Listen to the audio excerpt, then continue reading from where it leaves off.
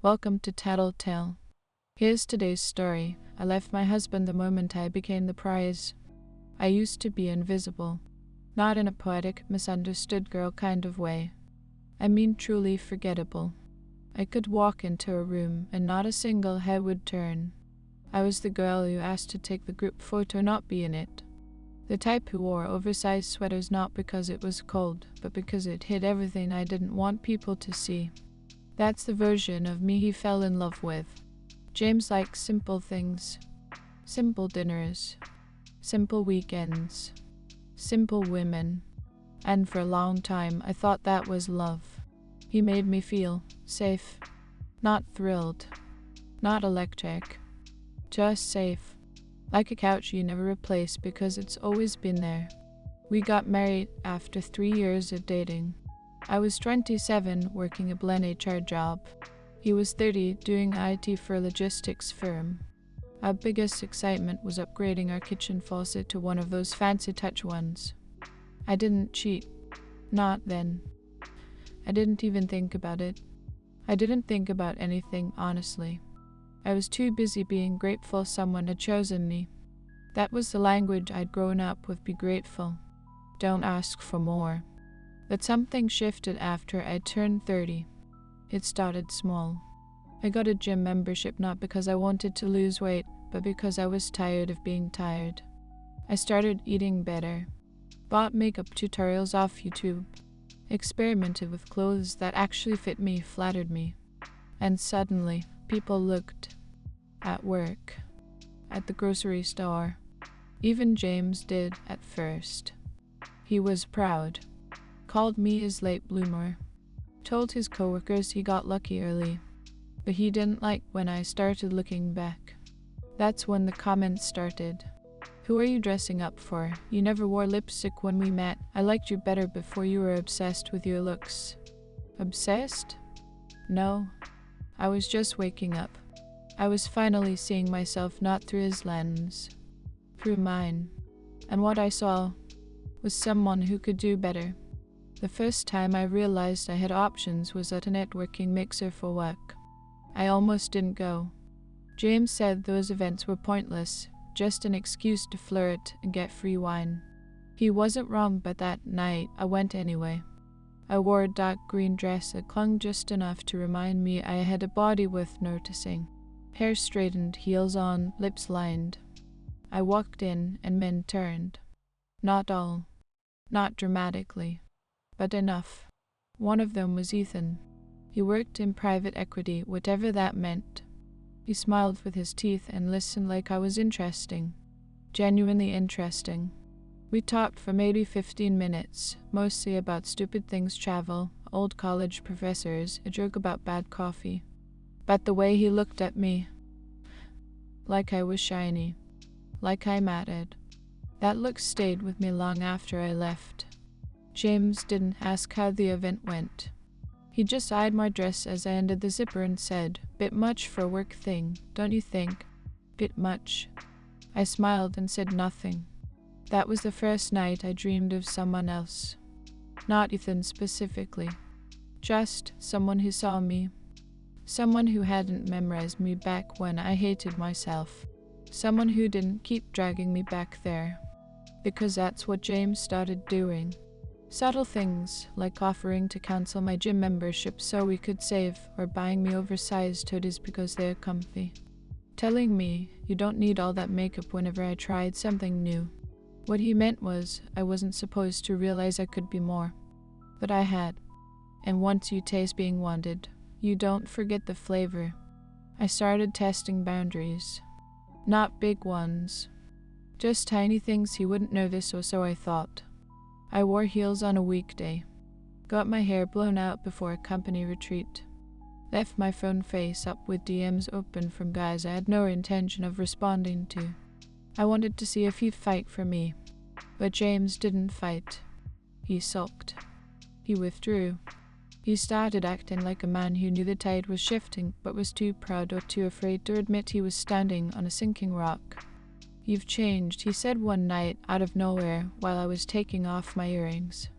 "I hope so," I said, brushing past him.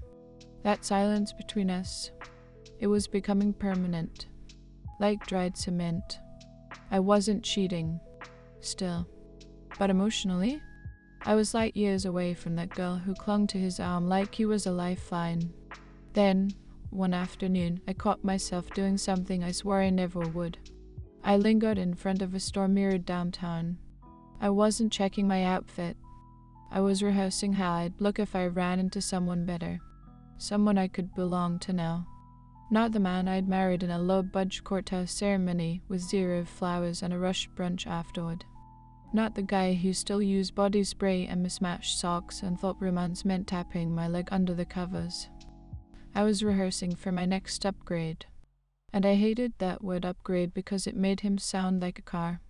But let's be honest, that's what it was.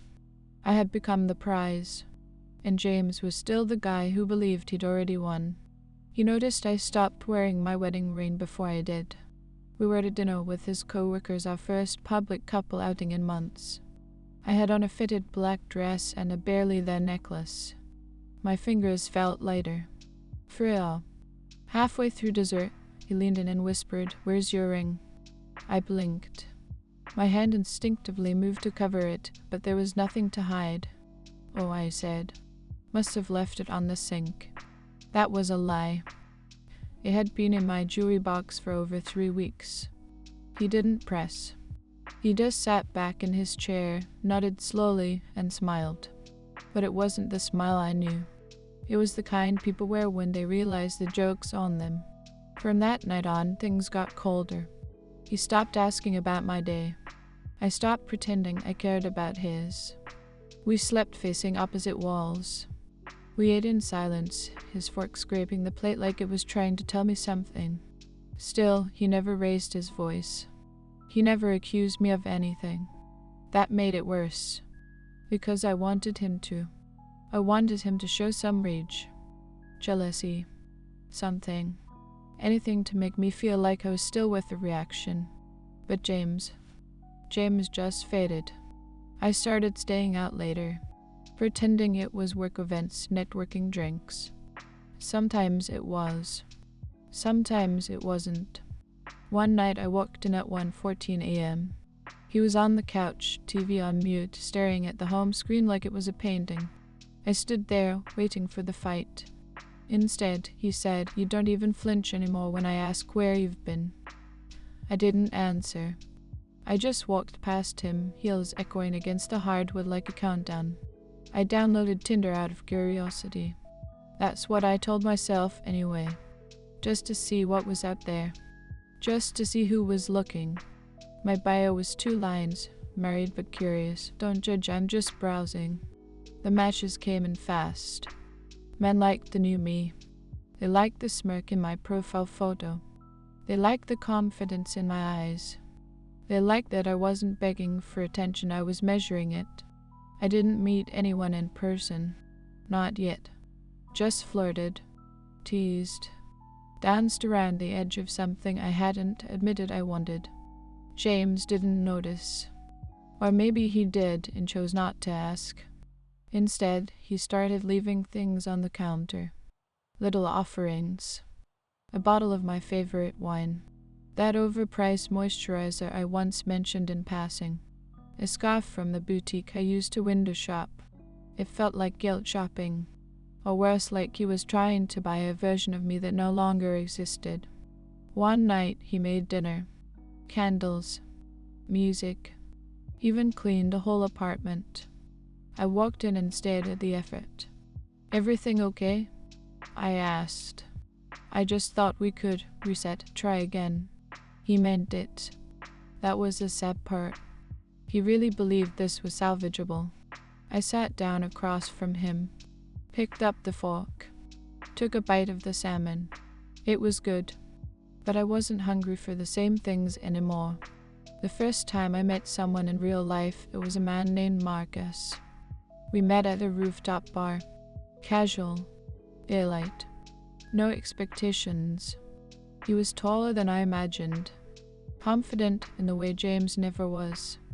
He ordered for both of us bold, but not pushy, and he listened like I was something new. I told him I was in an open situation. He smirked and said, "Aren't we all?" I didn't sleep with him that night, but I let him touch my knee under the table. I let his hand linger when we said goodbye, and when I got home, I didn't feel guilty. I felt alive. James was asleep on the couch again. The TV asked if we were still watching. I was. I watched the way his chest rose and fell. I watched the man who once felt like home become background noise. The next morning, I told him I was going to stay at my sister's for a few days. Needed space. Wanted time to think. He nodded like he'd already packed the bag in his mind. He didn't argue. He didn't beg. He just said, "Let me know if you need anything." And I hated that. I hated that he still made it easy for me to leave. At my sister's place, I kept lying. I told her James and I were just going through a rough patch. I said I needed a break, some mental clarity, the usual buzzwords you throw around when you don't want to admit the truth. She offered me tea and a guest room. Told me I could stay as long as I needed. I stayed 4 days. Spent most of it on dating apps, alternating between guilt and thrill. Sometimes both in the same breath. Marcus texted. Then another guy. Then another. And suddenly I was in a new kind of rhythm. Wake up. Gym. Scroll.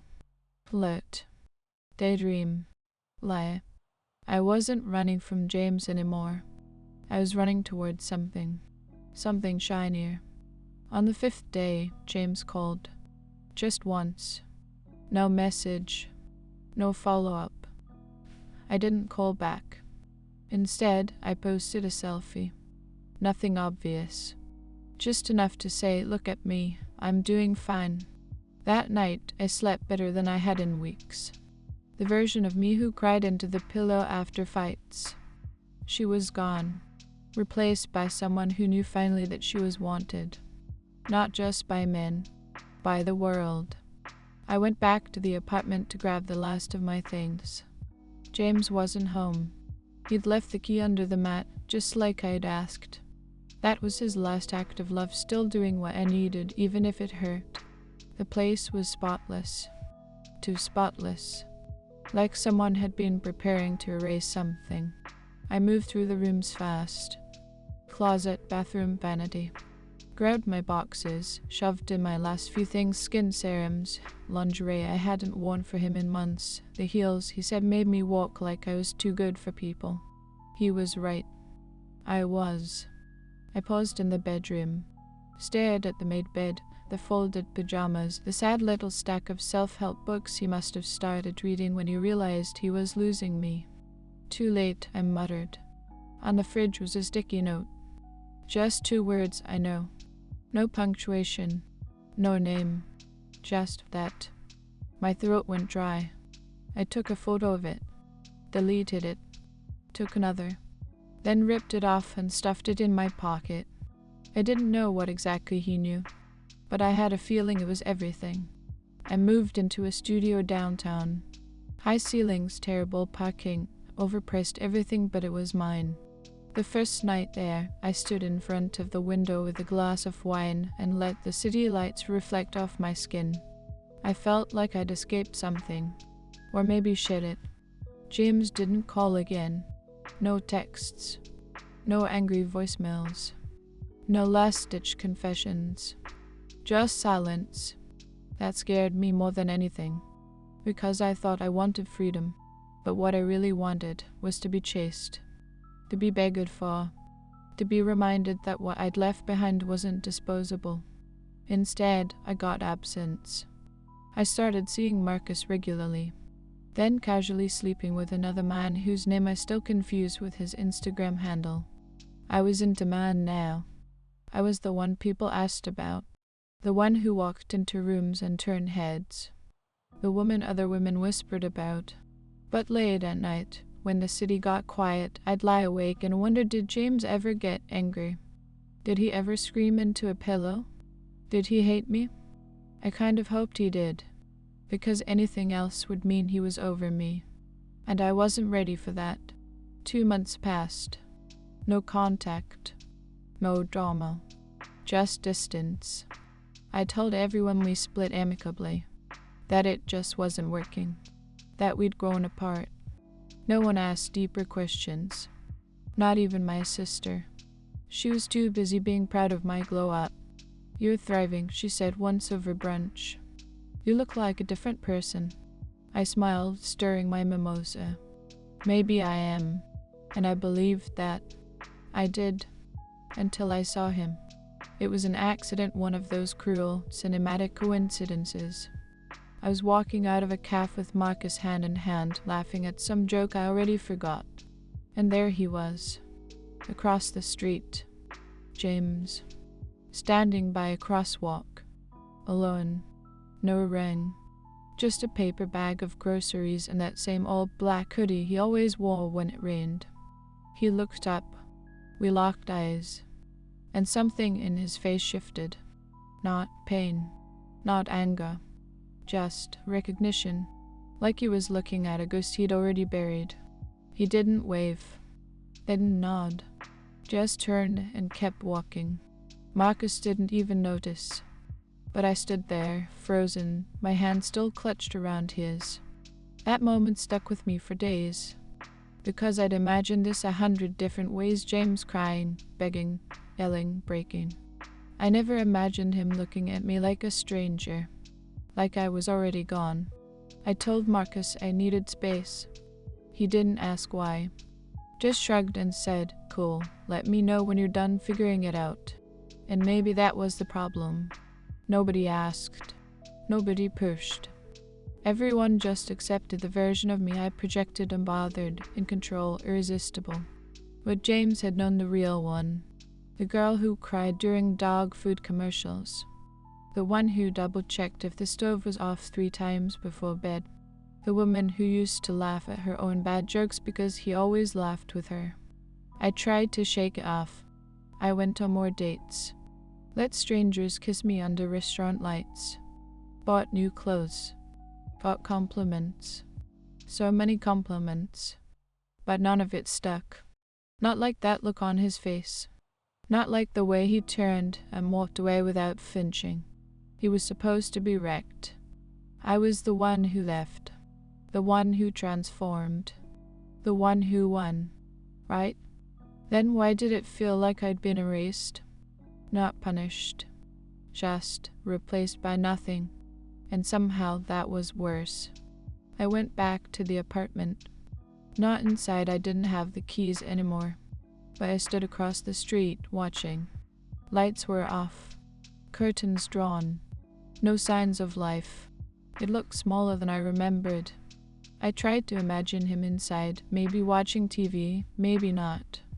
Maybe he wasn't even there anymore. Maybe someone else lived there now. Maybe he'd sold it and started over. The idea made my stomach twist. I wanted to believe he was frozen in time, moaning, stuck, still thinking of me when he stirred his coffee or heard my favorite song. But life doesn't wait like that, especially not for the people who walk away. That night, I opened my old photo folder, the one I hadn't touched since the split. There he was, James, holding my hand at the beach, making pancakes, napping with his mouth slightly open, drooling into a throw pillow I used to tease him about. And me, soft-faced, laughing, happy, not glamorous, not curated, just real. I zoomed in on one of them, my arm around his shoulder, hair a mess, eyes squinting in the sun. I didn't recognize her, but for the first time in months, I missed her. I tried calling him, blocked, not just on my phone, on everything. Socials, email, even Venmo. It was like I didn't exist anymore. That was his revenge, I guess. Not the dramatic kind. Not the public lashing or the angry text thread I could screenshot and show my friends for validation. Just erasure. Clean, silent, and absolute. I told myself I didn't care, that I wouldn't chase. But I started asking around, quietly. A friend of a friend said they'd seen him at a gallery opening alone, dress shop. Another said he picked up boxing. Another mentioned a new girl, maybe, but wasn't sure. Each it chipped at me. Not because I wanted him back. I didn't. At least, I told myself I didn't. It was the ease that got to me. How he just adjusted. While I, the one who was supposed to have everything now, was scrolling through strangers every night and pretending to be whole. That's when I realized something I didn't want to admit. James had healed, and I was still performing. I stopped dating for a while, deleted the apps, cancelled plans, skipped brunches where my friends asked how the single life was treating me like it was a vacation I'd chosen. It wasn't a vacation. It was noise. And I was tired of noise. I spent more nights alone than I ever had during my marriage. Not lonely, just alone, with the sound of my own voice in my head finally getting loud enough to drown out the rest. I started journaling, not to heal, just to understand. What was it, really, that made me leave James? It wasn't just the glow up.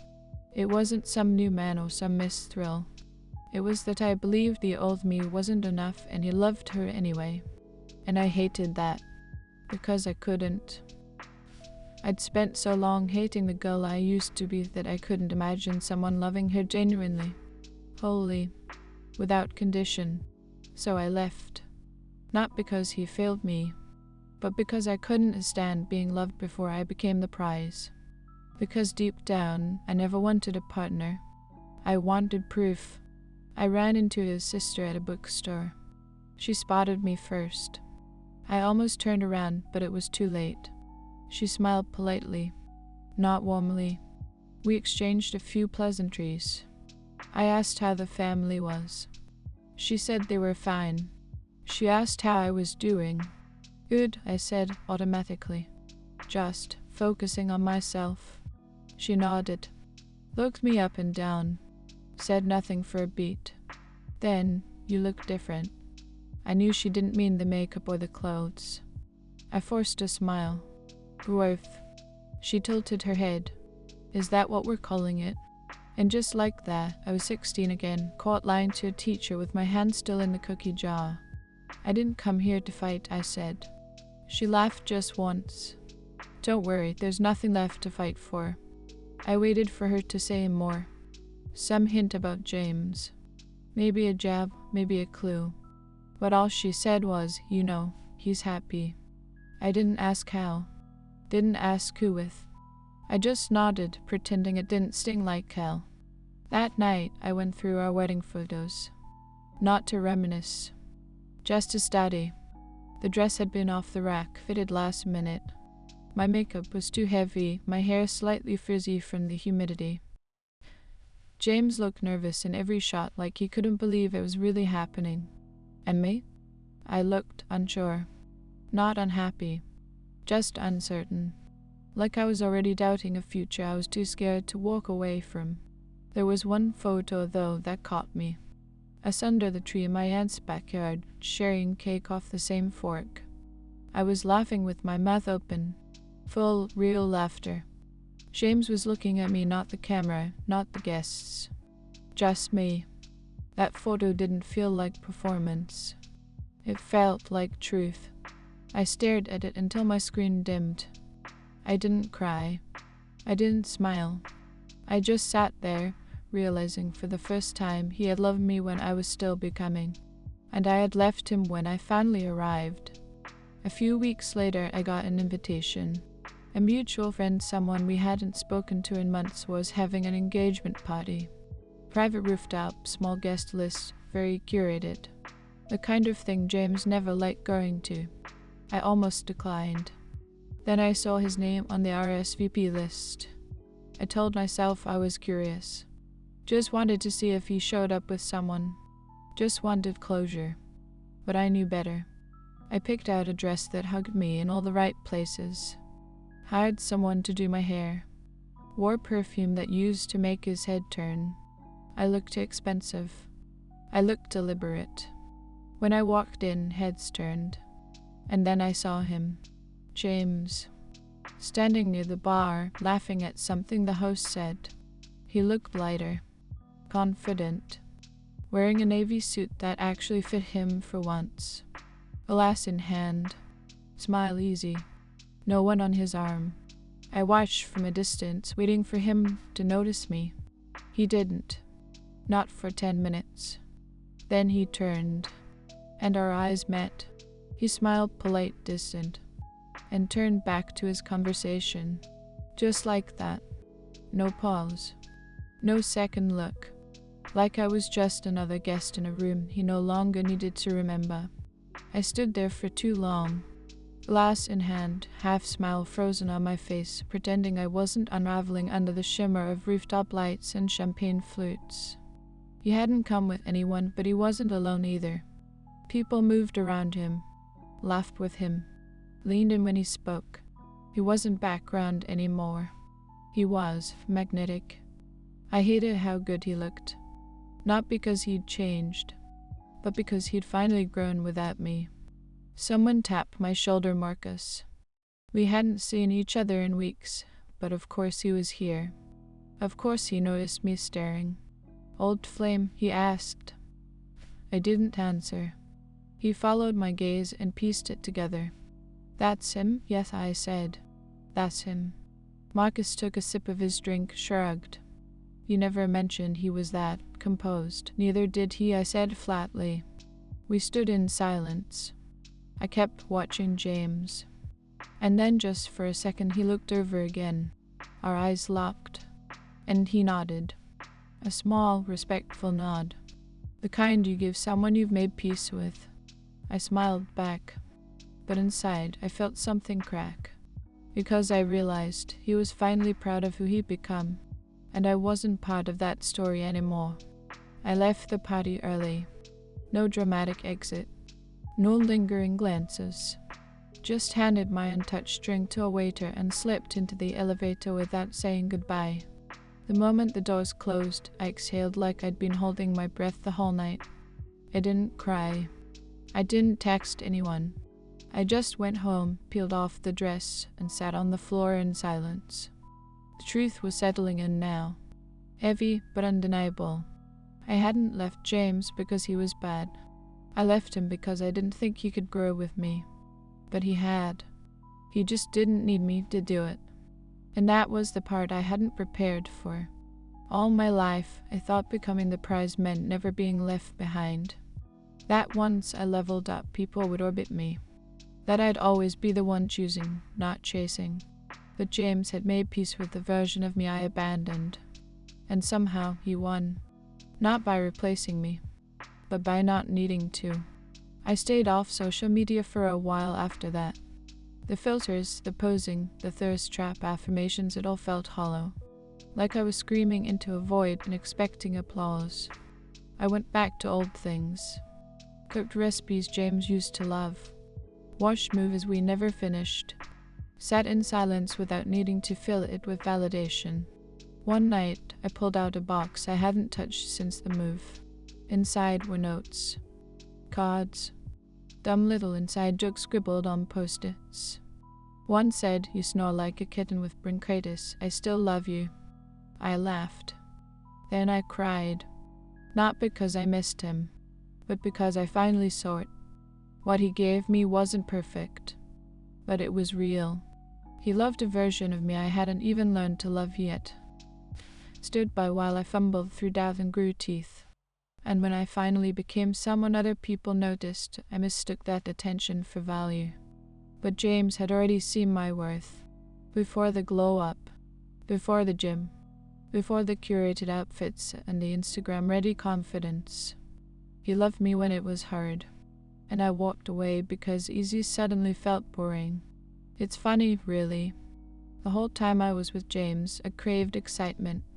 I thought love had to feel like fireworks, not warm blankets. Like champagne, not tea. So when the world finally started handing me fireworks, I ran toward them. And for a while, they were beautiful. The attention, the men, the thrill of being wanted. But fireworks don't last. They explode, sizzle, disappear, and leave behind smoke that lingers longer than the light ever did. James, he was never a firework. He was a campfire. Slow burning. Constant. The kind of heat you only miss when it's gone and the cold starts crawling in. People think the worst part of regret is the guilt. But it's not. It's realizing there's no one left to apologize to, because they've already forgiven you in silence. And moved on. Months passed. Seasons shifted. Trends came and went. My phone filled with names I didn't remember and compliments that felt copy-pasted. I was lonelier in those months than I'd ever been during the quietest nights of my marriage. Not because I lacked company, but because none of it was rooted in truth. They liked the idea of me, the version I had sculpted with lighting, angles, and just enough mystery. But no one knew me. Not really. Not the way James had. I started writing him letters I never sent. Not love letters. Not take me back desperation. Just truths. Things I should have said while we were still in the same room. Like, I see now how rare it was to be loved without needing to perform. Or, I spent so much time chasing better that I never asked if I already had it. Sometimes I burned the letters after writing them. Sometimes I kept them. But none of them changed the fact that his silence still said more than any of mine ever could. I heard through someone that he moved. Not far. Just across the city. Closer to the bay. A place with more light, apparently. A bigger kitchen. He always wanted that sunlight and space to cook. I imagined him there, humming under his breath, chopping herbs, windows open. Maybe a record playing. Maybe someone else sitting at the counter, sipping wine, laughing at his dumb puns. It didn't gut me. It just settled in my chest like a stone. He wasn't stuck. He hadn't paused his life waiting for me to change my mind. He'd chosen peace. And maybe that's what I misunderstood most.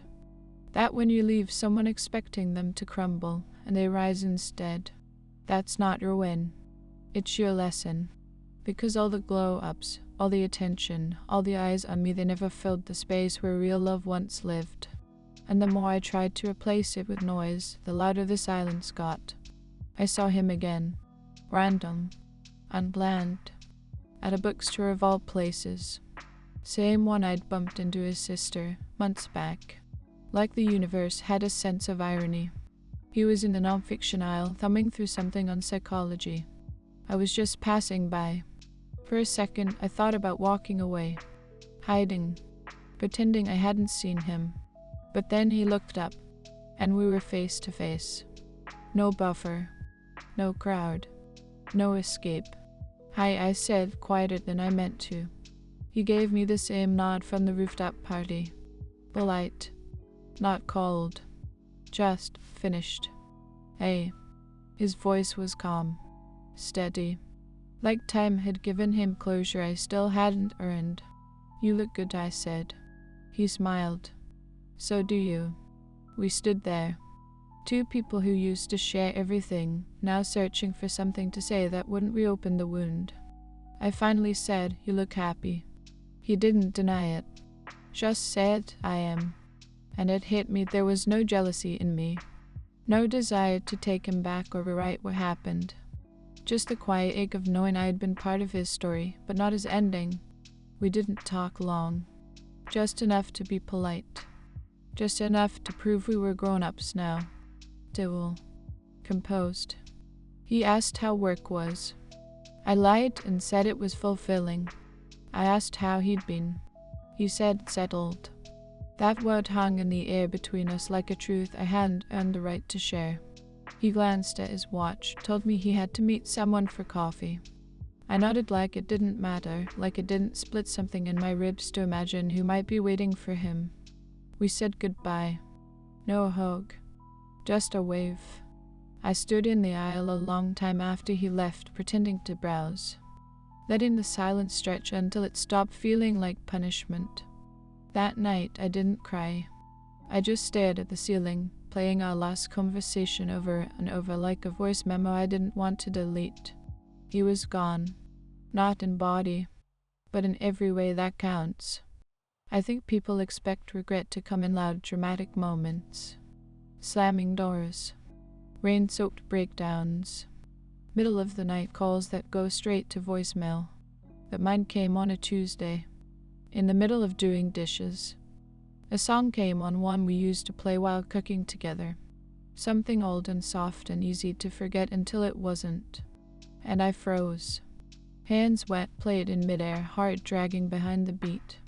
I didn't cry. I just stood there, realizing how far I traveled from the version of myself who used to hum that song while he stirred pasta and told stories about coworkers I never met. Back then, life was small, but it was full. Now everything was big: my wardrobe, my apartment, my presents. And somehow it all felt hollow. Regret didn't knock. It didn't beg for attention. It just slipped in quietly, sat down in the back of my mind, and made itself a home. I got invited to his wedding, not directly, through a mutual friend who assumed I'd already heard. It was small, apparently. Coastal. Intimate. He was marrying someone new. Someone kind. Someone who got him. That last part stuck. Because I used to get him. I used to know how he liked his coffee, how he twitched his foot when he was anxious, how he'd fall asleep in the middle of movies but swear he remembered the ending. And now someone else did. The invite wasn't extended to me. I wouldn't have gone anyway. But that didn't stop me from looking her up. She was pretty, but not in a curated, filtered way.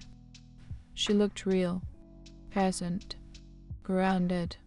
In one photo, they were laughing together, something goofy on their faces, wedding prep chaos all around them. He looked at her like she was the only thing in the frame, and I knew that look. He used to look at me like that, before I convinced myself I deserved more, before I learned the hard way that more isn't always better. Sometimes it's just louder, shinier, and emptier. I didn't tell anyone how much it shook me. Not my friends, not my sister, not the new guy I'd been casually seeing. They wouldn't understand, or worse, they would. And I couldn't bear to hear their silence after I said it out loud. Instead, I carried it alone. The wedding, the photos, the quiet ache. I went through the motions: meetings, workouts, parties. Smiled when I needed to. Laughed when it was expected. But every now and then, I'd catch myself staring off, wondering if he was thinking about me.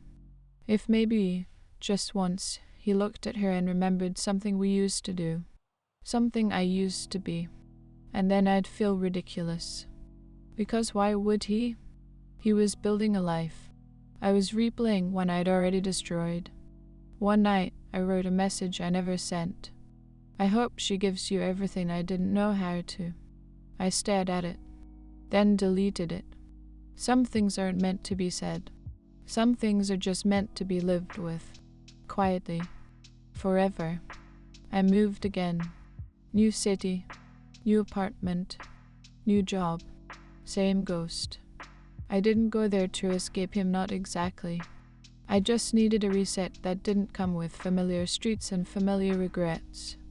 People say moving on is about distraction, distance, time. But I learned it's about reckoning with who you were, with what you did, with the version of you that no longer fits. In this new city, I'm anonymous again. No one knows the old me. No one knows about James. I tell people I've never been married. It's easier than explaining how I lost something I thought I outgrew, only to realize I was never too big for it. I was just too blind to see its worth. I still get attention, still turn heads, but it doesn't land the way it used to, because now I know what real love looks like, and how easy it is to mistake comfort for weakness. How easy it is to walk away from gold when you're chasing glitter. Sometimes I wonder what I'd say if I ever saw him again. Not by accident, but on purpose. Maybe at a coffee shop, or walking through an airport. Something quiet, private, a moment suspended in time. I imagine myself smiling, telling him he looks good, that I'm happy for him, that I'm glad he found what he deserved. And maybe, just maybe, he'd say, I hope you did too. But in that fantasy, I never answer. Because the truth is I didn't. Not the way he did. Not in a way that fills a room without needing to be seen. I became the prize, but he became the peace. And between the two, I finally understand peace always wins.